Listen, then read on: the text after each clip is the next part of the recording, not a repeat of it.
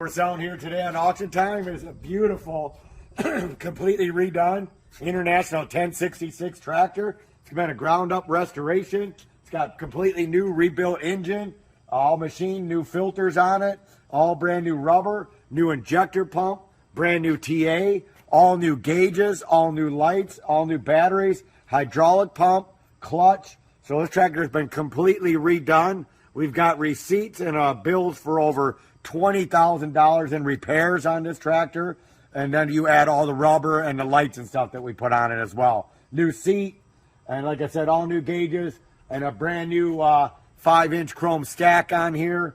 And we're going to fire it up next and let you hear it run and go through the gears and let you see how this baby purrs. First, we'll fire it up.